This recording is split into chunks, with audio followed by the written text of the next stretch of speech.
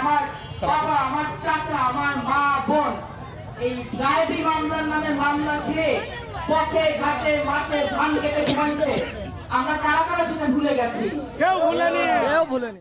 আমাকে একজন বললো যে ওই যে গাড়িটা আসতেছে, এখানে সেলিমা রহমান বসে আছে। আমি গাড়ি থেকে নেমে গিয়ে কার্ড সহ আমার তালিকা দিবেন, ও এলাকায় থাকতে পারবে না। গুন্ডামি চলবে না এলাকায়। গণতন্ত্রের রাজনীতি চলবে, গণতন্ত্রের রাজনীতি। সবাই রাজনীতি করেন, সমস্যা নাই, কিন্তু হুমকি ধামকি দেওয়া চলবে না।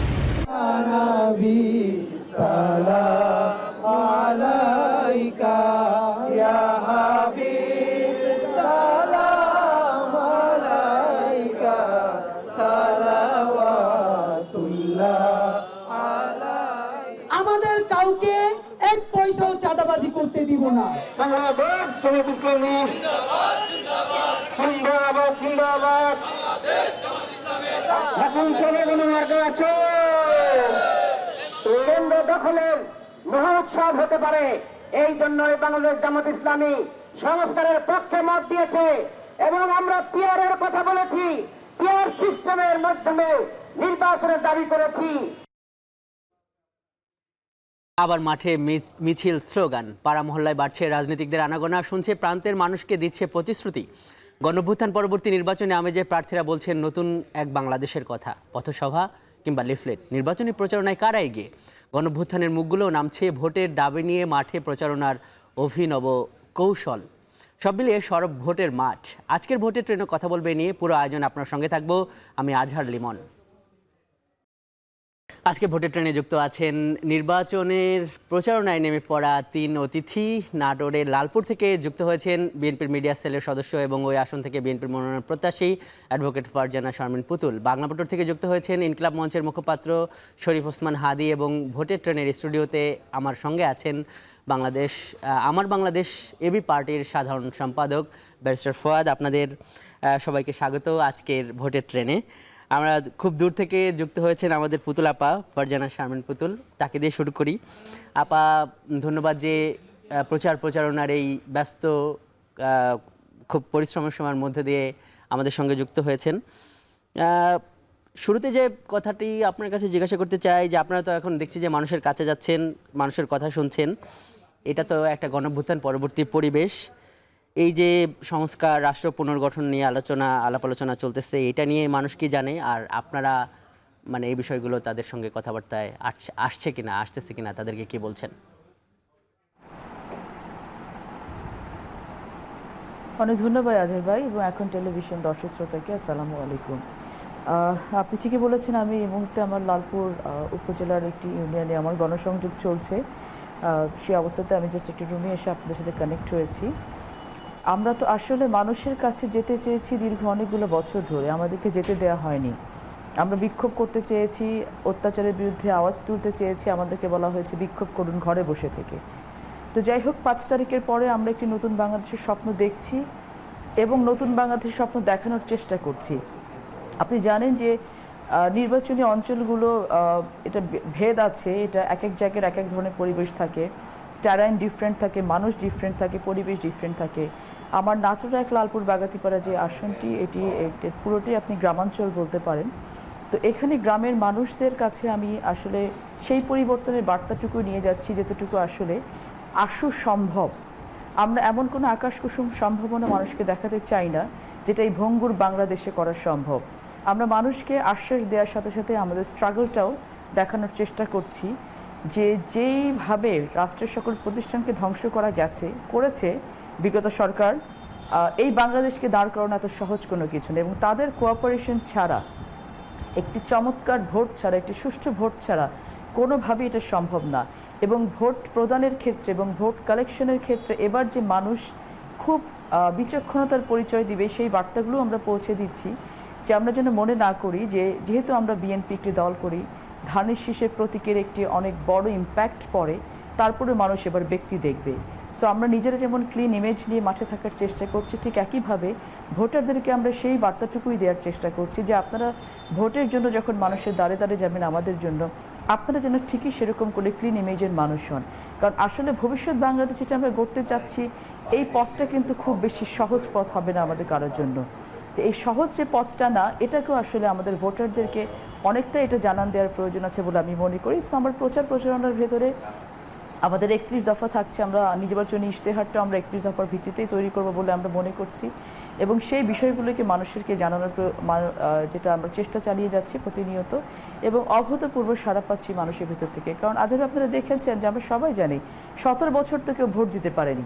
এই ভোট দেওয়ার যে আকাঙ্ক্ষাটা, এটা মানুষকে কিন্তু এটা মানুষের ভেতরে খুব অকৃত্রিম একটা আকাঙ্ক্ষা, এবং ভোট দেওয়ার জন্য মানুষ মুখিয়ে আছে। শুধু যদি একটি সুষ্ঠু পরিবেশ দেওয়া যায়, তাহলে বাংলাদেশের জনগণ যেভাবে একটা উৎসবমুখর পরিবেশে ভোট হবে, আমি আশা করি যে এরকম উৎসবমুখর ভোট হয়তো বাংলাদেশে আর কখনো হয়নি বলে আমি বিশ্বাস করি। জি জি আপা, আপনি সঙ্গে থাকুন, আমরা একটু শরীফ ওসমান হাদি, একটু তার কাছে যাই। হাদি, খুব অভিনব কায়দায় এরকম কেউ করেছে কিনা আগে আমরা জানি না, বাতাসা, মিলাদ এগুলো দিয়ে আপনি প্রচারণা শুরু করলেন। আপনার কাছে মানে প্রশ্নটা করতে চাই যে এইভাবে প্রচারণা করার আসলে মানে কারণটা কি? এটা কি দৃষ্টি আকর্ষণের একটা প্রচেষ্টা কিনা? আর কেউ কেউ মনে করছে যে আপনি এই যে ইনকিলাব মঞ্চ, একটা বিপ্লবী মঞ্চের আহ্বায়ক, মুখপাত্র, কেউ কেউ মনে করছে যে এই হাদির আবার ইলেকশনে আসার কি দরকার ছিল, কারণ এই অনেক বিপ্লবিত রাজনীতিতে নেমে তাদের এই বিপ্লবী চরিত্রের আবেদন হারিয়েছে, এরকম আলোচনা আছে। হাদি। আসসালামু আলাইকুম, এখন টিভির সবাইকে শুভেচ্ছা। প্রথমত হলো যে আমরা গতকালকে যেটা বলেছি যে আমরা আবহমান বাংলার মিলাদ গীত এবং বাতাসা তবারকের মধ্যে দিয়ে শাহবাগে আমরা শুরু করেছি নির্বাচনী প্রচারণা। প্রথম কথা হলো, আপনারা খেয়াল করে দেখবেন যে জুলাই গণ অভ্যুত্থানের পর থেকে ইনকিলাব মঞ্চ এবং আমাদের ভাই বন্ধুরা আমরা যেটা করেছি, আমরা এক্স্যাক্টলি একদম নতুন কোনো সংস্কৃতি করি নাই। আমরা করেছি আবহমান বাংলার কৃষক পরিবারে আমাদের আবহমান যে চরিত্র, ঐতিহ্যবাহী সংস্কৃতি ছিল, সেটাকে গত 15-20 বছর ধরে ইচ্ছে করে দখলদাররা কর্নার করে করে করে করে একটা আরোপিত আরবান কালচার সবার উপরে চাপিয়ে দিয়েছে। তো আমরা যেটা করেছি, একটা পুনর্জাগরণ, আমরা একটা রেনেসা করবার চেষ্টা করছি। কোনটা? কোনো আরোপিত কিছু না, একদম গ্রামীণ বাংলায়। আমরা ছোটবেলা দেখতাম যখন ছোট্ট একটা ঘর কেউ নতুন তৈরি করতো, অথবা কেউ নতুন দোকান দিত, সেই দোকানের মধ্যে 2-5 জনের বেশি বসা যায় না, কিন্তু এলাকার সবাইকে সে ডেকে মিলাদ পড়াতো, কাউকে বাতাসা খাওয়াতো, জিলাপি খাওয়াতো। তো আমরা গত 1 বছর ধরেই বিভিন্ন প্রোগ্রামে এগুলো ফিরিয়ে আনবার চেষ্টা করছি। তো এখন যেহেতু আমাদের কাছে প্রচুর বাজেট নাই, আমরা চাইলেও মানুষকে কাচ্চি, বিরিয়ানি এগুলো খাওয়াতে পারবো না, এগুলো আমাদের ইচ্ছাও নাই। জনগণের পয়সায় জনগণের জন্য নির্বাচন করব, যেটা বলেছি, শতভাগ ক্রাউড ফান্ডিংয়ে নির্বাচন করব। তাই আমরা গতকালকে এই বাতাসা মুড়ির মধ্য দিয়ে, মিলাদ পড়বার মধ্য দিয়ে আমরা শুরু করলাম। দেখেন, আমাদের দ্বিতীয় যে প্রশ্নটা করেছেন যে আমরা যদি নির্বাচন করি, বা আমি যে স্বতন্ত্র নির্বাচন করবার চেষ্টা করছি, তাতে করে আমাদের বিপ্লবী চরিত্র হারাবে কিনা, আপনাকে একটু মনে করিয়ে দিতে চাই। আপনার সৌজন্যে আমাদের দর্শকদেরও বলতে চাই, দেখেন, নির্বাচন আমাদের কাছে খুবই মাইনর একটা ব্যাপার। আমাদের জীবনের দ্য মোস্ট সিগনিফিকেন্ট ঘটনা নির্বাচন নয়। আমরা মনে করি আমরা যে বাংলাদেশপন্থী বিরাট একটা সাংস্কৃতিক লড়াইয়ে নেমেছি, সেই সাংস্কৃতিক লড়াইয়ের একটা অংশ নির্বাচনও, কিন্তু এটা একমাত্র জায়গা না। সুতরাং আমরা যতগুলো জায়গা আছে, পয়েন্ট আছে লড়াই করবার, প্রত্যেকটাকে নক করে দেখতে চাই, যেখান থেকে যেটুকুন উপকার বাংলাদেশের হয়। আমরা যদি নির্বাচন করতে পারি, আমরা এবার একটা রোল মডেল প্লে করতে চাই, যে শত শত কোটি টাকা খরচ না করে, শত শত বাইকের মহড়া, তারপরে এত মিছিল, মানুষকে কষ্ট দিয়ে না দিয়েও শুধু একটা হ্যান্ড মাইক, 20-30 জন মাত্র, একটা লিফলেট, কোনো পোস্টার নাই, এরকম করে করে মানুষের কাছে পৌঁছানো যায়, এই মডেলটা আমরা প্রতিষ্ঠা করতে চাই। আজকে আপনাকে আমি জানাই, আমি এখানে যুক্ত হবার আগেই আমরা ভাই বন্ধুরা মিলে আজকে দ্বিতীয় দিন শাপলা চত্বরে, আমরা ঢাকা 8-এর মধ্যে শাপলা চত্বর পড়েছে মতিঝিল, সেখানে জনসংযোগ করেছি বিকেল থেকে। আমরা মানে অবাক হয়েছি। আপনারা জানেন ওটা ব্যাংকপাড়া, ওখানে প্রচুর ATM বুথ আছে। তো আমরা যখন শুধু লিফলেটটা দিচ্ছি, আমরা ভেবেছিলাম কি যে আমাদেরকে তো মেইনলি ভালোবাসে আমাদের তরুণ ভাইয়েরা, স্টুডেন্টরা, যারা মাত্র অথবা 40 বছর বয়স পর্যন্ত। আজকে আপনারা মিডিয়ার কল্যাণেও অনেক ছবি দেখবেন, অগণিত ATM বুথের যারা সিকিউরিটি গার্ড বা স্টাফ, আমাদের চাচারা, যাদের বয়স প্রায় 55-60, তারা দৌড়ে এসেছেন, আমাদের মাথায় হাত রেখে দোয়া করেছেন। আমি অবাক হয়েছি, আমাদেরকে জড়িয়ে ধরে চুমু খেয়েছেন। তো আমরা তখন বলছিলাম মিডিয়ার এই সামনে, মাঠে নামার অভিজ্ঞতা আমরা শুনলাম। ভোটের আবারও যেটা- আপনার কাছে আসবো হাদি, আপনি সঙ্গে থাকুন। আমরা একটু ব্যারিস্টার ফুয়াদ আপনার কাছে যেতে চাই। স্টুডিওতে আমার সঙ্গে আছেন, আমরা কথা শুনছিলাম দূর থেকে যারা যুক্ত হয়েছেন। ব্যারিস্টার ফুয়াদ, আপনাকেও দেখলাম সম্ভবত বরিশাল এলাকা, খাল নদী চষে বেড়াচ্ছেন। আপনার অভিজ্ঞতা কেমন এই নির্বাচনী মাঠটা? ধন্যবাদ। বরিশাল 3 আসনে নির্বাচন করবার ইচ্ছা আছে, বাবুগঞ্জ, মুলাদি, দুটো উপজেলা মিলিয়ে আর কি। তো আমি যেটা শুরুতে করেছি, আমার যেহেতু একটা পলিটিক্সের একটা মোটো আছে, সেবা ও সমস্যা সমাধানের রাজনীতি যেটাকে বলছি আর কি আমরা। তো সেখানে আমরা যেটা করেছি, শুরুতেই আমি ইলেকশন ক্যাম্পেইন শুরু করেছি আসলে রোজার ঈদের থেকে আর কি। আমি প্রায় 30-32 বছর পরে গ্রামে গেলাম ঈদ করবার জন্য, এবং গ্রামের সাথে আসলে খুব বেশি কানেক্টেডও না। আমি নতুন করে আমার গ্রাম এলাকা, আমি সব মহল্লা চিনবার চেষ্টা করছি। তো আমার টিমকে দিয়ে আমি যেটা করিয়েছি, দলও খুব শক্তিশালী না আমার, এটাও অনেস্টলি বলতে হবে, যে এলাকাতে গিয়ে আইডেন্টিফাই করা যে মানুষ তার জনপ্রতিনিধির কাছ থেকে আসলে কি চায়। তো সেইটা আমি বোঝার চেষ্টা করেছি, এবং আমি এলাকায় চষে বেরিয়েছি, মোটরসাইকেলে, রিকশায়, ভ্যানে, অটোতে করে, নৌকায়, ফেরি পার হয়ে, এবং এই কালেকটিভ এক্সপিরিয়েন্সগুলোকে আমরা কিউমুলেট করেছি গত কয়েক মাসের ভিতরে। এবং তার ভিতরে আমরা যেটা আইডেন্টিফাই করলাম, যেহেতু এখন স্থানীয় প্রশাসন নাই, আপনি জানেন যে সকল স্থানীয় প্রশাসন ভেঙে দিয়েছে সরকার এসে, শুধুমাত্র ইউনিয়ন পরিষদটা আছে, কিন্তু ইউনিয়ন পরিষদও ফাংশনাল না। যারা আওয়ামী লীগের নির্বাচিত দোসর টোসর ছিল, তারা ম্যাক্সিমাম পলাতক, এলাকাতে নাই। ইউনিয়ন পরিষদের চেয়ারম্যানদেরও তো অধ্যাদেশের মাধ্যমে বাদ দেওয়া হয়েছে। চেয়ারম্যান তো বাদ দেওয়া, ইউনিয়ন পরিষদ রাখা হয়েছে, বাকিদেরকে বাদ দেওয়া হয়েছে। কিন্তু ইউনিয়ন পরিষদে যেহেতু আওয়ামী লীগের লোকজন নির্বাচিত বেশি, তারা এলাকা ছাড়া পলাতক। অধিকাংশ জায়গায় ভারপ্রাপ্ত প্যানেল মেম্বারকে দিয়ে দায়িত্ব পালন করা হচ্ছে, অথবা দ্বিতীয় শ্রেণীর যিনি কর্মচারী আছেন, কর্মকর্তা আছেন, ওনারা এটা চালাচ্ছেন। তো এই কারণে টোটাল মানে জনপ্রতিনিধি বলতে প্রত্যেকটা লেয়ারে যত এক্সপেকটেশন আছে সব কিছু তারা আসলে আমাদেরকে বলছে। এবং স্যাডলি এমপির যে আসলে এটা কোনো কাজ না, সেটাও আবার এলাকাবাসীকে আমি বলতে পারতেছি না। কারণ এমন একটা রিয়ালিটি, যদি আমি বলি যে ভাই, যে আপনার এখানে টিউবওয়েল দেওয়া তো আমার কাজ না, তো বলবো যে তাহলে আপনি এখানে আসছেন কেন? আমার এলাকার আপনার রাস্তা পাকা করে দেওয়াটা আমার কাজ না, তো বলবে তাহলে আপনি ঢাকায় চলে যান। আপনি যদি আমার এই বেড়ি বাদ দিতে না পারেন, আমার নদী ভাঙন ঠেকাইতে না পারেন, আপনি যদি আমার বাচ্চা মেয়েটার উপবৃত্তি জোগাড় করে দিতে না পারেন, আপনি যদি আমার ভাঙা ঘরে 3 বান টিন দিতে না পারেন, তো আপনি ভোট চাইতে আসছেন কেন? আপনার দরকারটা কি? তো এই জন্য খুব জটিলতা আছে। ঢাকাতে বসে সংসদ সদস্যদের সংবিধানে যা যা লেখা আছে আর যা বলা হয়, যা আমাদের তথাকথিত সুশীলরা, এনজিওলারা আমাদের কাছ থেকে আশা করেন, আর যা আমার গ্রামের মানুষ, আমার মানুষ, এই প্রত্যাশার জায়গাটা প্রচণ্ড রকম গ্যাপ আছে। তা আমি ইতিমধ্যে যেটা করেছি, যে আপনার পুরো অঞ্চলের দাবি দাওয়াগুলোকে অ্যাকিউমুলেট করেছি, এবং কিছু কাজ আমি সফলভাবে করতেও পেরেছি। আপনি জানেন যে ঢাকার পদ্মা সেতুর পরে ভাঙা থেকে কুয়াকাটা পর্যন্ত রাস্তাটা অনেক ছোট। এলাকাবাসীর এবং পুরো বরিশালবাসীর দাবি ছিল এটাকে 6 লেন করবার জন্য। আমি এটা নিয়ে সিরিয়াসলি ক্যাম্পেইন করেছি, স্মারকলিপি দিয়েছি, উপদেষ্টাদের সাথে কথা বলেছি, এবং একনেকে এই 6 লেনের রাস্তাটা পাশ হয়েছে কয়েক মাস আগে। দ্বিতীয়ত হচ্ছে, যারা বরিশালের মানুষ তারা জানবেন যে মিরগঞ্জ একটা সেতু আছে, যেটা হচ্ছে মুলাদি, হিজলা, মেহেন্দিগঞ্জ 3টা উপজেলাকে বাবুগঞ্জ এবং বরিশাল শহরের সাথে কানেক্ট করে। এখানে কোনো সেতু নাই, সেতুর দাবি ছিল বহু বছরের। তো আমি এটা নিয়ে কাজ করেছি, এবং ইতিমধ্যে প্রায় 1100-11.5 কোটি টাকার সেতু প্রকল্প এবং নদী শাসন আরও 350 কোটি টাকার, প্রায় 1500 কোটি টাকার প্রকল্প একনেকে পাশ হয়েছে। আমাদের অনুরোধে 2 জন উপদেষ্টা গিয়ে সেটা আপনার ঘোষণাও দিয়ে আসছেন। আমরা আশা করছি ডিসেম্বরে সেটার কাজ শুরু হবে। এর বাইরে আরও 4টা মৌলিক দাবি নিয়ে আমি কাজ করছি। একটা হচ্ছে যে আপনার প্রচুর নলকূপের দাবি আছে। ধরুন এক জায়গাতে গেলাম, 400 লোক থাকেন একটা মহল্লায়, একটা টিউবওয়েল নাই, তাকে আধা মাইল, প্রায় 1.25 মাইল হেঁটে আপনার স্কুলের এক জায়গাতে গিয়ে তাকে পানি আনতে হয়। দ্বিতীয় একটা দাবি হচ্ছে মাটি দিয়ে রাস্তাটা ভরাট করে উঁচু করে দেওয়া, ইট ফেলে দেওয়া, অথবা ইটের রাস্তাগুলো পাকা করে দেওয়া। থার্ড হচ্ছে বিভিন্ন সামাজিক প্রতিষ্ঠানগুলোকে, মসজিদ, মন্দির, মাদ্রাসা, শ্মশানঘাট, কবরস্থানকে সংস্কার করা। এই রকম অনেকগুলো দাবি দেওয়া আছে, যেগুলো ইতিমধ্যে আমি বিভিন্ন মন্ত্রণালয়ে স্মারকলিপি দিয়েছি।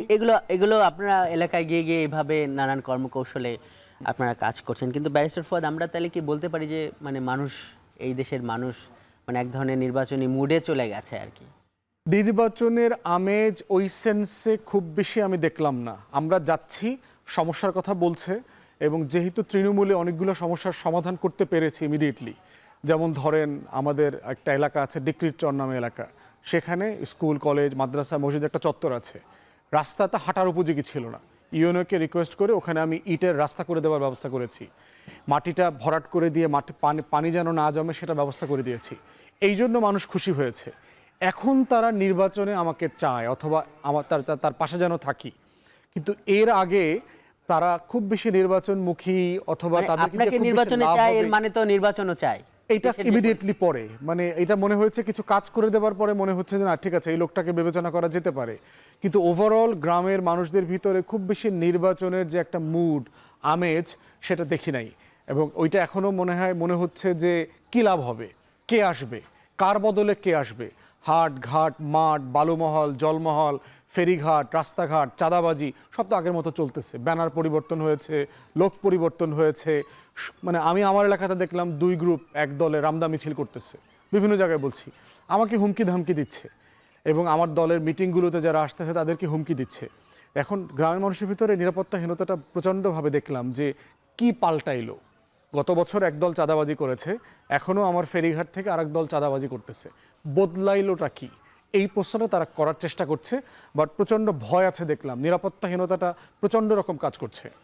জি জি, ব্যারিস্টার ফুয়াদ সঙ্গে থাকুন।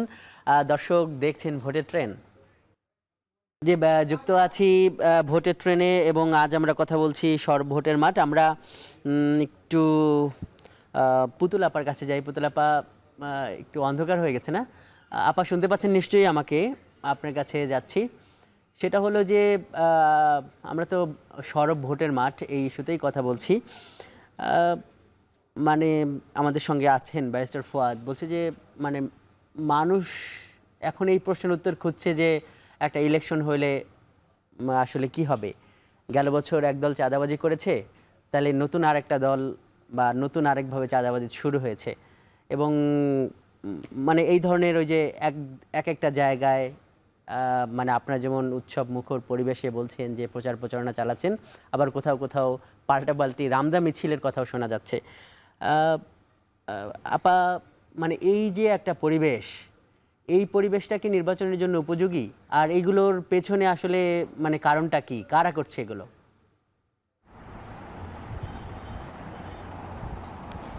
ধন্যবাদ আজহার ভাই। ফুয়াদ ভাইয়ের কথা শুনছিলাম আর আমি হাসছিলাম। ওনার কথা প্রতিটাই সেলফ কন্ট্রাডিক্টরি কথাবার্তা আসছিল। উনি একবার বলছেন যে মাঠে উনি গেছেন, মানুষকে যখন উনি ইন্সপায়ার করার চেষ্টা করছেন, উনি মানুষকে বিভিন্ন আশা ভরসা দেওয়ার জায়গা থেকে উনি কিছু কাজও করেছেন, পজিটিভ ওয়ার্ক ওনার এলাকাতে করেছেন, তখন মানুষ চাইছে যে একটু তিনি পজিটিভ ভাইবটা পাচ্ছেন, কিন্তু তারপরেও তার কাছে মনে হচ্ছে যে না, নির্বাচনী আমেজটা নেই। আসলে বিষয়টা কি যে একটা প্রিকনসিভড একটা আইডিয়াকে যখন আমি ইনজেক্ট করতে চাইবো তখন আমি সেইভাবেই কিন্তু কথাগুলো বলবো। রাজনীতির মাঠে ফুয়াদ ভাইরা একটা ইন্টালেকচুয়াল জায়গা থেকে রাজনীতি করেন। আমি না জানলে হয়তো এটা আমার জানার কিছুটা দৈন্যতা থাকতে পারে, আমি ঠিক জানি না ফুয়াদ ভাই কতটুকু মাঠের রাজনীতি করে এসেছেন। হয়তো উনি মাঠের রাজনীতি করতে গেলে করতে পারেন, আমার জানার দৈন্যতা আমি আগে স্বীকার করে নিলাম। তো মাঠে যদি আপনি যান মানুষের কাছে একটি পরিবর্তনের বার্তা নিয়ে, মানুষ সেটা গ্রহণ করবে না বা পরিবর্তনের বার্তাকে কোয়েশ্চেন করবে, সেই পরিস্থিতিতে বাংলাদেশ আছে বলে আমি এখন সেটা মনে করি না। 1 নম্বর। 2 নম্বর হচ্ছে যে ফুয়াদ ভাই তার নিজের এলাকাতে যদি এটা মনে করে থাকেন যে he is much more capable for his constituency, আমি ফুয়াদ ভাইকে ইনভাইট করব যে স্ট্যান্ড ফর ইট। কারণ হচ্ছে আপনি যে বলছেন যে একটি গ্রুপ আজকে রামদা নিয়ে আরেকটি গ্রুপের সাথে দ্বন্দ্ব করছে, আপনাকে এটা বন্ধ করতে হলেও কিন্তু আপনার নির্বাচন লাগবে। আপনি বিগত 1 বছর ধরে দেখেছেন যে হ্যাঁ, আইন শৃঙ্খলা রক্ষা পরিস্থিতির কিন্তু আমরা উন্নয়ন ঘটাতে পারিনি। কেন ঘটাতে পারিনি, কী কারণে ঘটাতে পারিনি, এগুলো আমরা কম বেশি সবাই জানি। এক একটা নির্বাচনী এলাকা এক একটা করে, সেটা আমি বলেছি। তবে স্বাভাবিকভাবে এবং সার্বিকভাবে এখন বাংলাদেশে পরিস্থিতিটা বিরাজ করছে, মানুষ নির্বাচনমুখী। এটা আমি মাঠে নেমে বুঝতে পেরেছি, এবং অন্যান্য জায়গা থেকে আমরা যখন কথা বলছি, কাজ করছি। তো ওই যেটা বললাম যে প্রি কনসেপ্ট একটা আইডিয়া যেটা মাথার মধ্যে এসেছে যে না, যে নির্বাচনটা না হলে ভালো হয়। একটা তো বাতাস আছেই বাজারে, মার্কেটে এবং দেশের ভেতরে তো চালু করার চেষ্টা চলছে যে নির্বাচনটা যেন না হয়, অথবা ফেব্রুয়ারিতে হয় না হয়, অথবা যেন বিভিন্ন কলা কৌশল করে বিভিন্ন কন্ডিশন দিয়ে নির্বাচনটা একটু পেছানো যায় কিনা। তবে একটা কথা দ্ব্যর্থহীনভাবে আমরা সবসময় বলেছি, এখনো বলতে চাই যে কিছুক্ষণ হাদি ভাই উনিও যেটা বলছিলেন যে তাদের জন্য নির্বাচনই একমাত্র কাজ না, তারা প্রত্যেকটা জায়গায় নক করে দেখতে চান। তো বাংলাদেশ এখন প্রত্যেকটা জায়গায় নক করে দেখার মতো অবস্থানে আছেন কিনা আমি জানি না। আমার প্রথম কথা হচ্ছে, আমি সবসময় যেটা বলেছি যে আমরা মাফিয়াতন্ত্রকে সরিয়েছি, কিন্তু আমরা এখনো গণতন্ত্রের পথে যাই নাই। তো এই মাফিয়াতন্ত্র থেকে গণতন্ত্রের পথের ট্রানজিশনটা কিন্তু আমাদের ভালো যায় নাই, আমাদের আরো ভালো যাওয়া উচিত ছিল বলে আমি মনে করি। কারণ যারা এখন রাষ্ট্র ক্ষমতা পরিচালনার দায়িত্বে আছেন কিন্তু তারা কিন্তু কেউ খুব পুতুল আপা, এই যে মানে বলছেন যে মানুষ তো নির্বাচনের জন্য, যেটি আপনি উল্লেখ করলেন যে অনেকগুলো নির্বাচনে মানুষ ঠিকমতো ভোট দিতে পারেনি, কিন্তু এই দাবিটা কি মানুষের মধ্যে বা এই অনুভূতিটা কি মানুষের মধ্যে নেই যে তারা আসলে ভয় পাচ্ছে যে একটা ফ্যাসিবাদ তাদের বিরুদ্ধে এই গণমানুষ যে একটা অভ্যুত্থান ঘটাইলো, সামনে আবার এই ধরনের কোনো কিছু হয় কি না? মানুষের মধ্যে কি এই ভয় নাই? মানে আপনি কথা বলে কি মনে করছেন? না ভাই, আমি কোনো মানুষের ভেতরে এই ধরনের কোনো ভয় অ্যাটলিস্ট আমার এখানে দেখিনি। এবং আমরা তো টিম ওয়ার্ক করি, আমি আমার কনস্টিটিউয়েন্সিতে কাজ করছি, আমি মনোনয়ন প্রত্যাশা করছি, আমি আমার প্রিপারেশন যেটা আছে সেটা নিয়ে আমি বিলিভ করছি যে আমার প্রিপারেশন যেমন আছে আমার এক্সাম সেরকম ভালো হবে, এটা আমার একটা স্ট্যান্স আছে। আমি অন্যান্য জায়গায় যখন আমাদের টিম ওয়ার্ক দিয়ে অন্যান্য কনস্টিটিউয়েন্সি, চিটাগংয়ে কথা বলছি, সিলেটে কথা বলছি, বগুড়াতে কথা বলছি, বরিশালে কথা বলছি, আমরা কিন্তু সিমিলার ভাইব পাচ্ছি যে মানুষ কিন্তু উন্মুখ হয়ে আছে নির্বাচনে ভোট দেওয়ার জন্য। আপনি যেটা বলছেন যে মানুষ যে মনে করছে কিনা যে একটা স্বৈরতন্ত্র থেকে বাদ দিয়ে আর একটা স্বৈরতন্ত্রে আমরা যাবো কিনা, এটা আমি আপনাকে বলেছি প্রি কনসিভড আইডিয়া, যেটাকে ইনজেক্ট করার চেষ্টা চলছে। আরে ভাইরে, একটা মানুষ রাজনীতি করেছে, একটা দল রাষ্ট্র ক্ষমতা পরিচালনা করেছে দীর্ঘ বছর, যারা করেনি তারাও পার্টিসিপেট করবে। জনগণকে ডিসাইড করতে দিতে হবে যে বাংলাদেশটা কারা পরিচালনা করবে। এখন যারা পরিচালনা করছে তারা একটি গণঅভ্যুত্থানের সরকার এখানে বসে আছে, এবং এই সরকার যত বড় ম্যান্ডেট নিয়ে বাংলাদেশে এসেছে, যত জনসমর্থন নিয়ে বাংলাদেশে এসেছে, এত জনসমর্থন নিয়ে বাংলাদেশে অতীতে কোনো সরকার আসেনি। তাহলে আজকে সরকার কি করলেন? আজকে সরকার জনগণের কতটুকু চাওয়া পাওয়া পূরণ করতে পেরেছেন? তাহলে পরিবর্তনটা আসবে কিভাবে ভাই? গায়েবীভাবে তো আসবে না। You need to go through a process, and what is the process? This is the only process is the election, nothing more, nothing less. জি জি আপা, আপনি সঙ্গে থাকুন। আমরা এরপরও এই সরকার এত ক্ষমতা নিয়ে আসার পরও কেন রাষ্ট্র সংস্কারের যে উদ্যোগগুলো আছে সেটি বাস্তবায়ন করতে পারছে না, কিংবা আইন শৃঙ্খলার এরকম অবনতির বিভিন্ন ঘটনা কেন আসছে, সেই প্রশ্নের উত্তরও আপনার কাছ থেকে নেব, আমাদের অতিথিদের কাছ থেকে নেব। তার আগে যেতে হবে একটি বিরতিতে। দর্শক দেখছেন ভোটের ট্রেন, যাচ্ছে একটি বিরতিতে। RICL TMX, যুগের পর যুগ স্থাপনা থাকে মজবুত। VRM প্রযুক্তির RICL TMX রড।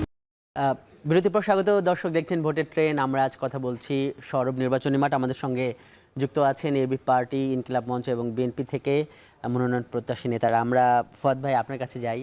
শারমিন আপা বিরতির আগে অনেকগুলো কথা বললেন, এবং তিনিও বললেন যে যেই ধরনের অসঙ্গতিগুলো এলাকায় এলাকায় দেখা যাচ্ছে, সেইটা পরিবর্তন করার জন্য আপনার স্ট্যান্স দরকার, এবং মানুষ আসলে নির্বাচনই চায়। একটা বিষয় হচ্ছে যে নির্বাচনকে তো কেউ ছোট করতে চাচ্ছে না। নির্বাচনকে ছোট করলে আমি অথবা হাদি আমরা নির্বাচনে মানে জন্য ক্যাম্পেইন করছি কেন? এটা তো খুব টায়ারসাম। তো যদি আমরা নির্বাচনেই যেতে না চাই, এই ক্লান্তিকর গ্রামে গঞ্জে মানে মানে ঝড়ে বৃষ্টিতে বর্ষায় কাদার ভিতরে ফেরি পার হয়ে নদী খাল বিল পার হয়ে এই ক্যাম্পেইন করা জাস্ট ওয়ার্থলেস আর কি। সার্টেনলি আমরা ফেব্রুয়ারিতে নির্বাচন চাই, নির্বাচনে আমরা অংশগ্রহণ করব, এই ব্যাপারে আমাদের কোনো দ্বিধা নাই।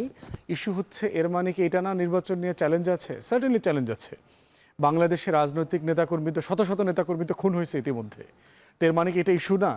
বাংলাদেশের এই যে প্রত্যেকটা হাট ঘাট মাঠ যে দখল হয়ে গেছে, ইজারা নিয়ে যে মারামারি হচ্ছে, ঝামেলা হচ্ছে, অবৈধ বালুর ট্রাক সরাসরি নিয়ে ঝামেলা হচ্ছে, এগুলো তো গ্রামে গঞ্জে গিয়ে আমি নিজে দেখে এগুলো দেখার দায়িত্ব কার? কারা করছে? প্রশাসনের এবং রাজনৈতিক দলের দুই পক্ষেরই এটা দায়িত্ব আছে। প্রশাসন স্যাডলি রিপিটেডলি বলবার পরেও যেই লেভেলের ডিসাইসিভ অ্যাকশন নেওয়া দরকার সেটা নিতে পারছে না। এটা যেমন প্রশাসনের ব্যর্থতা। উল্টা দিকটা দেখেন, প্রায় শখানেক লোক দুই পক্ষে যদি রামদা মিছিল করে, 10টা পুলিশের এসআই বাইরে দাঁড়ায় আছে, কি করবে সে এখন? মানে এই 100 লোকের রামদা মিছিলে এই 10 লোকের তো কল্লা পড়ে যাবে। তাহলে এখন প্রশ্ন হচ্ছে যে এটা সাফিসিয়েন্ট কিনা, এখানে ইন্টেলিজেন্স কমিউনিটির ফেলিয়ার আছে কিনা, যৌথ বাহিনী সাফিসিয়েন্টলি রাইট টাইমে স্পিডিলি মুভ করছে কিনা, মোবিলাইজ হচ্ছে কিনা, দেখতে পাচ্ছি না তো। এই যে যৌথ বাহিনী ডিপ্লয়েড আছে ম্যাজিস্ট্রেসি ক্যাপাসিটি সহ, এটার কোনো ইমফ্যাক্ট আমরা গ্রামে গঞ্জে পাড়ায় মহল্লায় দেখতে পাচ্ছি না। অ্যাবসলিউটলি যা যা আছে তাই তাই চলছে না, কিন্তু গ্রামের বাজারে। কিন্তু যদি নির্বাচন যদি না হয়, নির্বাচন যদি ধরেন প্রলম্বিত হয়, এগুলোর তো আসলে সমাধানও নেই, এরকমও তো অনেকে মনে না না না, তা না, প্রলম্বিত হওয়ার সমাধান না, সমাধান এখনই সমাধান, যে এইটাকে এখনই অ্যাড্রেস করতে হবে। এইটা 8 মাস পরে গেলে সমাধান হবে, 1 বছর পরে গেলে সমাধান হবে, 26শে ডিসেম্বরে নির্বাচন হলে সমাধান হবে, সেটা অ্যাবসলিউটলি একটা অসত্য কথা, ফেক কথা। এইটা দিল্লির ম্যান্ডেট। এখন দিল্লি নির্বাচন নিয়ে কি করবার চেষ্টা করছে, তারা সর্বোচ্চ চাচ্ছে হচ্ছে আওয়ামী লীগকে কোনো না কোনো ফর্মে ইলেকটোরাল পলিটিক্সে ফেরত নিয়ে আসা, নির্বাচনী রাজনীতিতে ফেরত নিয়ে আসা, যেটা করাটা খুবই অসম্ভব একটা কাজ। সে কারণে এখন হাসিনা মিলে এসালমের টাকায় যেটা করছে, নির্বাচনটা বানচাল করে দেয়া যায় কিনা, সেই জন্য জাতীয়তাবাদী ওয়াইডার যে গোষ্ঠী রাজনৈতিক দল, সেই দলগুলোর ভিতরে ডিসকোর্ড দেখতে পাচ্ছি আমরা, বিএনপি, জামাত এবং অন্যান্য দলগুলোর ভিতরে যারা গণ অভ্যুত্থানের পক্ষের শক্তি, এবং বিএনপি জামাতের মতো জাতীয়তাবাদী গণ অভ্যুত্থানের পক্ষের শক্তি দলগুলোর মধ্যে যদি অনৈক্য বাড়ে, এর রেজাল্ট কি হবে আমরা 93, 94, 95, 96-তে দেখেছি। 21 মানে বছর পরে আওয়ামী লীগ ফিরে আসছে। এগুলো এই সমস্ত যে অনৈক্য, যদি আমরা ঐক্যমত্য কমিশন বা সংস্কার নিয়ে যে আলোচনা বাস্তবায়ন, এগুলো নিয়ে সেখানে তো আপনারাও আছেন, দলগুলো কেন এই আপনি যে সংখ্যার কথা বলছেন সেই সংখ্যা কেন বুঝছে না? যেমন ধরেন যে সবশেষ যেটি দেখলাম যে এই জুলাই সনদ বাস্তবায়নের পথটা কি হবে, সেইটা নিয়ে বিএনপি যে পথের কথা বলেছে, বিশেষজ্ঞরা যেটা দিয়েছে, ধরুন বিএনপি বলেছে যে এটা আদালতের একটা পরামর্শ আনা হোক কিভাবে বাস্তবায়ন হবে। তো এইটা তো মানে সবাই সবার জায়গায় আছে, অন্যরা কেন মানছে না? ধরুন বিএনপির এই প্রস্তাব অন্যদের মানলে কি সমস্যা হতো? এখন একটা বিষয় হলো যে কিছু কিছু বিষয় আছে কমিশন এটা সমাধান করতে পারবে না। যেমন রাজনৈতিক বিষয়ে যে দ্বন্দ্ব আছে, দ্বিমত আছে, এই দ্বিমতগুলোর জন্য সমাধান হচ্ছে রাজনৈতিক দলগুলোর নিজেরা প্রচুর করে বসা। নির্বাচন কমিশনকে আমরা একটা পরামর্শ দিয়েছিলাম, প্রত্যেকটা আসনে রাজনৈতিক দলগুলোকে নিয়ে নির্বাচনী টিম করে দেওয়া, এবং তখন যেটা হবে এটার মধ্য দিয়ে একটা জবাবদিহিতার কালচার তৈরি হবে এলাকাতে। এবং দ্বিতীয়ত হচ্ছে ভলান্টিয়ার স্কোয়াড তৈরি করা, যাদের বয়স 17 এবং তার নিচে, এই রকম ছেলে মেয়েদেরকে ট্রেন করে ইলেকশন ভলান্টিয়ার করা, যারা ভোটার না। সেটা করতে পারলে যেটা হচ্ছে আসনগুলোতে এই সমঝোতাগুলো বাড়বে নিজেদের মধ্যে, যে আমরা সবাই নির্বাচন করব, প্রতিযোগিতা করব, প্রতিদ্বন্দ্বিতা করব, কিন্তু শত্রুতা লেভেলে যাবে না। কেউ কাউকে হুমকি দেয়া, ধামকি দেয়া, রামদা বাহিনী পাঠাবো, ওরে তুলে নিয়ে যাব, দেখিও বাজারে ওঠে কিভাবে, এই কনভারসেশনে যেন আমরা না যাই। সেটার জন্য সব আলোচনা কমিশনে করা সম্ভব না। রাজনৈতিক খাইসলত বদলানোর কোনো সিলেবাস ঐকমত্য কমিশনে নাই, যে ওই 6 জন মাস্টার আইসা ওইখানে একটু ক্লাস নেবেন যে রাজনৈতিক খাইসলত বদলায় যাবে, আমরা সবাই ভদ্র হয়ে যাব, সব জমজম কূপ দিয়ে ওইখানে পানি দিয়ে গোসল করায় আমগরে বাড়ি পাঠিয়ে দিব আর আমরা সব ভালো হয়ে যাব। এটা ওটা ওয়ার্ক করবে না। এই পলিটিক্যাল কালচার নিয়ে আমাদের ফাইট করতে হবে, কথা বলতে হবে, জনগণকে সমৃদ্ধ করতে হবে, এবং ভোটের প্রসেসের মধ্য দিয়ে রেজলিউশনে আসতে হবে, যে যেন সবাই বোঝে যে আসলে মানুষ বদলে গেছে, সময় বদলে গেছে। আমি না বদলালে ভোটের প্রসেসের মধ্য দিয়ে, মানে আমি আপনাকে প্রশ্ন করেছিলাম যে জুলাই সনদ বাস্তবায়নের যে ব্যাপারটা, এটা কি তাহলে যে মানে ভোটের প্রসেস মানে কি আলটিমেটলি তাহলে তাই হবে। রাজনৈতিক দলগুলো তো এরপরে বলবে না যে কার কারণে জুলাই সনদের বাস্তবায়ন পদ্ধতি নিয়ে আমরা একমত হইতে পারলাম না, এটা তো পাল্টাপাল্টি বক্তব্য আসবে। তো বিএনপি বলবে যে তার কারণে এটা হয় নাই, আবার বিএনপির বাইরে যারা আছে তারা সবাই বিএনপিকে ব্লেম দিবে।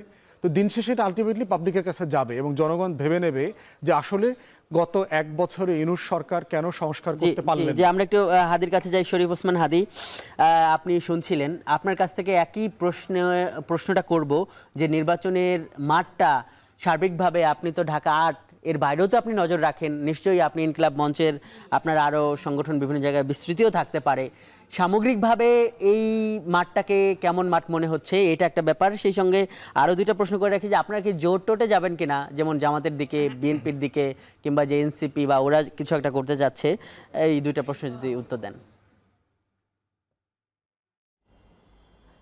আচ্ছা, প্রথমত কথা হলো আপা যেটা বলছিলেন, একটু ওখানে বলি যে আপার ওই জায়গাটা কোনকে আমি জাস্ট এগিয়ে নিয়ে যাই। আপা বলছিলেন যে অনলি ওয়ে ইজ ইলেকশন। তো হ্যাঁ, অবশ্যই অনলি ওয়ে ইজ ইলেকশন, যে আমাদের যে গণতন্ত্রে উত্তরণ ঘটাতে হবে, কিন্তু পরের প্রশ্নটা হলো কেমন একটা ইলেকশন? বাংলাদেশের মানুষ গত 17 বছরে ভোটই দিতে পারে নাই, নাম্বার ওয়ান। আমাদের সব থেকে বড় চ্যালেঞ্জ দেখেন, এখন এই ইলেকশন প্রক্রিয়া এটা নিয়ে যদি আমরা প্রশ্ন তুলি, একটা ভালো ইলেকশন যেটা প্রফেসর ইউনূস বলছেন যে ঈদের উৎসবের মতো ইলেকশন হবে, এখন সেটা করতে গেলে যে যে ত্রুটিগুলো আছে সেটা নিয়ে যদি কথা বলতে শুরু করি, এখন যদি এরপরে আমাদের ভাই বন্ধুরা আমাদেরকে বলে বসে যে আমরা ফেব্রুয়ারিতে ইলেকশন চাই না, তাহলে তো আর কথা বলা যাবে না। কারণ আমরা ইলেকশনটা চাই বলেই আমরা অনেকের আগে মাঠে নামছি, মানুষের সাথে কথা বলবার চেষ্টা করছি। বাস্তবতা হলো আমাদের এই জনগোষ্ঠীকে নির্বাচনের যে বিরাট একটা আমেজ, এটা এখন পর্যন্ত তার মাথায় ওভাবে আসে নাই। বরং এখন পর্যন্ত মানুষের, যেমন আজকে আমি একটা কথা বলি, এখন এই কথাটাই যে লক্ষ মানুষের কথা কিনা এটার কাজ হলো মিডিয়া জরিপ করবে। আমরা মতিঝিল জনসংযোগ শেষে যখন বাংলা মোটরে ফিরছিলাম, আমরা দুইজন গল্প করতে করতে ফেরার পথে রিক্সাওয়ালা মামা জিজ্ঞেস করছে, মামা কোন দলে ভোট দিলে ভালো হবে? আমরা বললাম কেমন ভালো? সে বলল এখন যেরকম মোটামুটি ভালো আছে এরকম মোটামুটি ভালো। এর মানে হলো সে ফিল করতেছে যে একটু সে ভালো আছে, কিন্তু আসলে কি অত ভালো আছে? এখন আমাদের যে সমস্যাটা হচ্ছে, আমরা যে কোনো একটা সময়ের টাইম ফ্রেমকে ধরে তুলনা করতে চাই। আমি যেটা বিনীতভাবে আপনাদেরকে বলতে চাই, প্রথমত হলো আমাদের সবথেকে বড় চ্যালেঞ্জ, ইলেকশনটা ফেব্রুয়ারিতে হওয়াতেই হবে, সরে আসা যাবে না। কারণ ইন্ডিয়া যে কোনোভাবে আওয়ামী লীগকে এখানে পেনিট্রেট করবার জন্য এস আলম থেকে শুরু করে অন্যান্যদের সাথে হাজার হাজার কোটি টাকা বিনিয়োগ করে, আমার ধারণা আমাদের বাংলাদেশের বড় বড় রাজনৈতিক দলের কেউ কেউ হয়তো ইন্ডিয়ার ট্র্যাপে ইতিমধ্যে পা দিয়েও থাকতে পারে, যেটার মধ্য দিয়ে ইলেকশন বানচাল হয়ে যাবে। তারপরে একটা নতুন তত্ত্বাবধায়ক সরকার আসবে, তারা 1 বছর দেশ চালাবে, এর পরবর্তীতে আওয়ামী লীগ সহ একটা নির্বাচন হবে। এরকম একটা ষড়যন্ত্র আছে, আমরা শুনতে পাচ্ছি। না না, কিন্তু হাদি, আপনি যে প্রশ্নটা, আপনি যে কথাটা বলছেন যে ইলেকশন ফেব্রুয়ারিতে হওয়া দরকার, তাহলে এই যে আপনারা বা অনেকে যে মানে বলা করছিল, এরকম বক্তব্যগুলো আসছিল যে সংস্কার হইতেই হবে, সরকার একটা সংস্কারের ম্যান্ডেট আছে, তাহলে কি মানে এখন যে পরিবেশ, মানে আমরা কি বলতে পারি যে এখন আসলে সংস্কার যাই থাক, মানে ইলেকশনের দিকেই যাওয়া দরকার দেশকে বাঁচাইতে হলে, এদিকে এটা বলা যায়? না না না, আমি দুটো কথা বলি। না, ইলেকশন নিজেই একটা বিরাট সংস্কার। কোন ইলেকশন? যে ইলেকশনটা 73-এর ভোট চুরির নির্বাচন হবে না, হাসিনার আমলের ফ্যাসিবাদী ভোট ডাকাতির নির্বাচন হবে না, প্রকৃত অর্থেই জনতা তার ম্যান্ডেটটা দিতে পারবে। এখন আপা যেটা বলছিলেন যে ডিসিশনটা জনগণকে নিতে দিতে হবে, এখন আমি আপনার মাধ্যমে আপাকে বা অন্য সবার কাছে বিনীতভাবে জানতে চাই, বাংলাদেশের বর্তমান যে আইন শৃঙ্খলা পরিস্থিতি, 1000-এর বেশি পুলিশের উপরে মামলা রয়েছে যারা সরাসরি বিনা উস্কানিতে গুলি করে হত্যা করেছে। 46 জনকে মাত্র গ্রেপ্তার করা হয়েছে, তাও জামিনে মুক্তি দেওয়া হচ্ছে, তারপরে তারা ভারতে পালিয়ে যাচ্ছেন, পুলিশকে গ্রেপ্তার করা হয় নাই। যেই সব আমলা সচিবেরা 4 তারিখেও হাসিনার পক্ষে সচিবালয়ে মিছিল করেছে, দিনের ভোট রাতে করেছে, তারা এখনো সচিবালয়ে বহাল আছে, তারাই সামনে নির্বাচনে আবার নেতৃত্ব দিবেন। এই সচিবালয়, এই পুলিশ, এই রকম নির্বাচন কমিশনের শক্তি দিয়ে আমরা সেই জনতার ম্যান্ডেট বাস্তবায়ন করতে পারবো কিনা, আমরা আপা যেটা বলছেন যে জনগণকে সিদ্ধান্ত নিতে হবে। এটা আপনি আপাকে প্রশ্নটা করবেন, কিন্তু মানে আপা কি এগুলো পরিবর্তনের পক্ষে নয়? আপাও তো নিশ্চয়ই একটা সংস্কার, একটা পরিবর্তন চায়। এই প্রশ্নটা কেন আপাকে করছেন? না, আপাকে এই জন্য বলছি যে যখনই আমরা নির্বাচনী ব্যবস্থার ত্রুটি নিয়ে কথা বলি, তখনই আমাদের অনেক ভাই বন্ধুরা এভাবে আমাদেরকে প্রশ্ন ছুড়ে দেন, তাহলে কি আমরা নির্বাচন বিরোধী? না, বরং এখন আমি আপনাকে সংক্ষেপে যেটা বলতে পারি, নির্বাচন নিজেই একটা বড় সংস্কার, ঐতিহাসিক শ্রেষ্ঠ নির্বাচন হতে হবে, যেটা বর্তমানের যে আইন শৃঙ্খলা পরিস্থিতি, এই কাঠামোতে এই নির্বাচন করা যাবে না। নামকাওয়াস্তে নির্বাচন হয়ে যাবে, কিন্তু ঐতিহাসিক দায় থেকে যাবে। তাহলে প্রশ্ন হলো, ঠিক হাতে যেটুকুন সময় আছে এর মধ্যে এমন কি করলে সংস্কারও হতে পারে, নির্বাচন হতে পারে, সেটা হচ্ছে জুলাই সনদের ভিত্তিতেই জাতীয় নির্বাচন হতে হবে। এই যে পলিটিক্যাল পার্টি, হাদি আপনি সঙ্গে থাকুন। পুতুলাপা, আপনি শুনতে পাচ্ছিলেন, আপনি অনেক দূর থেকেই জয়েন হয়েছেন। আপনি শরীফ ওসমান হাদি যেটা বলছে যে এই যে কেউ সংস্কার বা এই ধরনের কথা বললে আপনারা বলেন যে নির্বাচন পেছানোর একটা ষড়যন্ত্র, আসলে কিরকম মনে করেন আপনারা? না, আমি দুটো জিনিস অ্যাড্রেস করি। একটা, ফুয়াদ ভাইয়ের যে বিষয়টা উনি বলেছেন যে নির্বাচন প্রক্রিয়াতে চ্যালেঞ্জেস নেই কিনা। Obviously there have many more challenges, এবং এটাকে অস্বীকার করার কোনো উপায়ও নেই। এই চ্যালেঞ্জগুলোর জায়গা থেকে আমাদেরকে উত্তরণ ঘটাতে হবে, এক নম্বর। কিন্তু এই উত্তরণ ঘটানোর জন্য কি আমাদের কাছে ইনফিনিটেড পিরিয়ড অফ টাইমস ছিল কিনা? যে সরকারটি এখন বর্তমানে বাংলাদেশ, আমাদের কিছু বাস্তবিক প্রেক্ষাপট বিবেচনা করতে হবে। হাদি ভাই যে কথাগুলো বলছেন এখন বসে থেকে, যে এই মুহূর্তে এই যে সময়টা আমরা পার করছি, এই সময় ওই কাজগুলো এখন করা সম্ভব কিনা, অথবা নির্বাচন প্রক্রিয়া বা নির্বাচন যে ব্যবস্থাটা আছে এটাকে ঢেলে সাজানো সম্ভব কিনা। এটাকে তো ঢেলে সাজানো সম্ভব ছিল, গত 1 বছরে সম্ভব ছিল।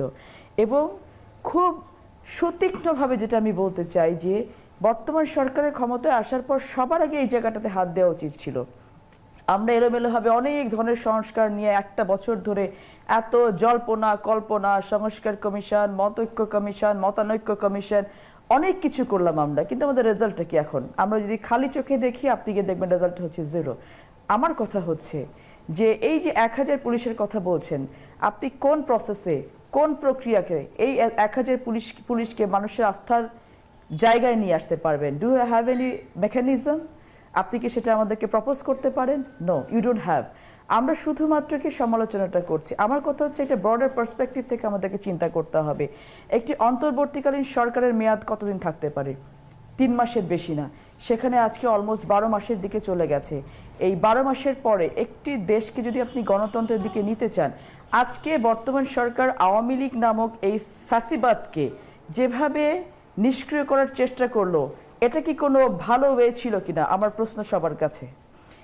আওয়ামী লীগকে বিচারের সম্মুখীন না করে আওয়ামী লীগকে এক্সিকিউটিভ অর্ডারে আপনি নিষিদ্ধ করার একটা ব্যবস্থা করলেন, লাভটা কি হয়েছে? আওয়ামী লীগ তো এখন বড় বড় মিছিল করছে। আপনি এটাকে কি বলবেন? এটা কাদের এজেন্ডা? কাদের এজেন্ডা বর্তমান না সরকার আপা, বাস্তবায়ন তাহলে করছে? এখানে কি করলে ভালো হতো? এবং আমি আর যে প্রশ্নটা আপনার কাছে করতে চাই সেটা হলো যে এই যে বলছেন যে অনেক কিছু পারেনি এই সরকার, বিশেষ করে সংস্কার বাস্তবায়ন করতে পারেনি, মানে সে যেটা পারেনি সেখানে তো সমালোচনা এমনও আছে যে সেখানে বিএনপিরও দায় আছে, মানে সবাই রাজি হচ্ছে, বিএনপি রাজি হচ্ছে না, এরকম অনেক কিছু বিষয় তো আসছে। বিএনপি তো আমি মাঝে মাঝে বলি একটা ভালো ইনস্ট্রুমেন্ট, এও বাজায় সেও বাজায়। বিএনপি 100% দায় নিতে সব কিছুর জন্য রাজি আছে, কিন্তু যে দায়টা বিএনপিকে দেওয়া হচ্ছে সেই দায়ের জন্য বিএনপি দায়ী না। বিএনপি কি রাষ্ট্র ক্ষমতায় আছেন? আজকে বিএনপি একটি সাংগঠনিক একটি দল, এই দলের যে কাজগুলো করার দরকার, একটি সরকারকে সাপোর্ট করার জন্য 100% সাপোর্ট দিয়ে গেছে বিএনপি।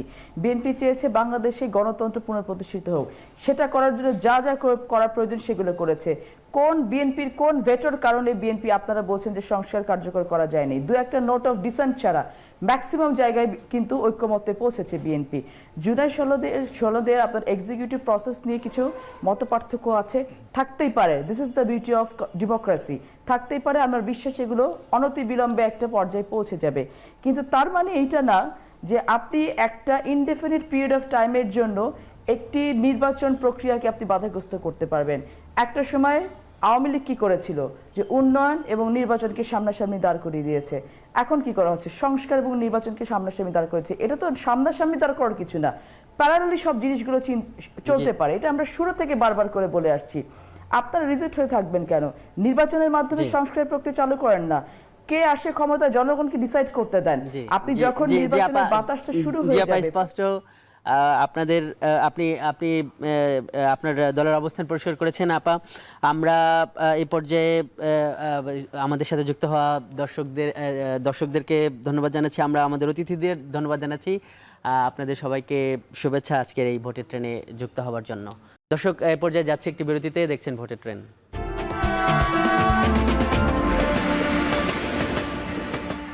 ভোটের ট্রেনের এই পর্বে আমরা শুনবো তৃণমূল মানুষের কথা। ভোটের মাঠের কোলাহল নিয়ে এবারে ঢাকা জেলা থেকে যুক্ত হয়েছেন সহকর্মী হুমায়ুন কবির।